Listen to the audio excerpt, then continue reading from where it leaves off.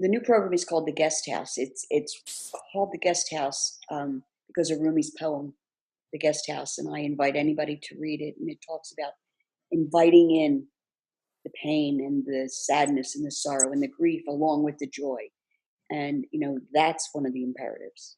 We absolutely have to be able to make a space where we can bring in safely the pain, the grief, the sadness.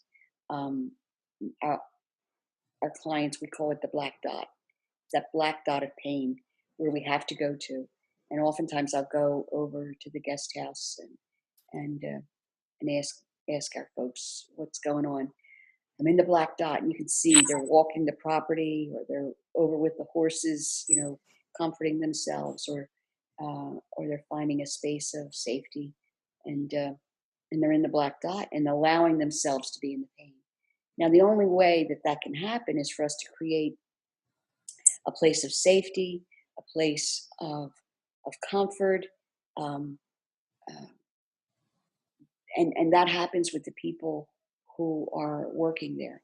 Now, most of the people who work for me have been in treatment with us at one time or another, and they usually are the clients who have been with me 2 or 3 times.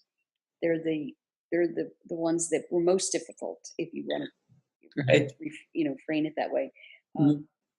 It and I love it, because what has happened to them is this incredible miracle of coming back 2 or 3 times to treatment with us after maybe being in treatment 10 times somewhere else, and being able to have that process happen.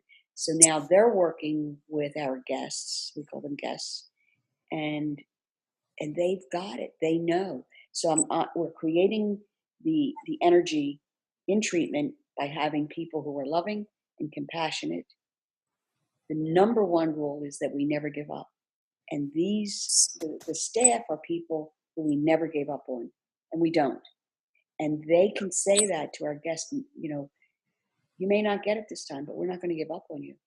We're going to call you. We're going to email you. We're going to be on the phone with you, repeatedly. We're not Mhm. going to give up on you. So we're not going to let you give up on yourself. But there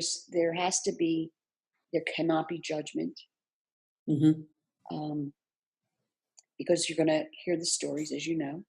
And sometimes the stories, as deep as my trauma story is, there are trauma stories that just take my breath away. And at that point, I'm always going to say to a client, uh, how amazing that you survived that. And that's the beginning of being able to give someone a place to know that they have some resilience.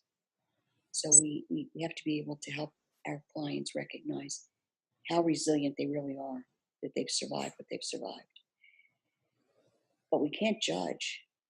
And the minute someone tells a story and your face reflects fear, terror, or judgment, they'll stop. Go to killibycenter.com, Radical Recovery Summit, to see the full schedule of speakers and to register to watch these free online September 23rd and 24th in the Radical Recovery Summit 2017.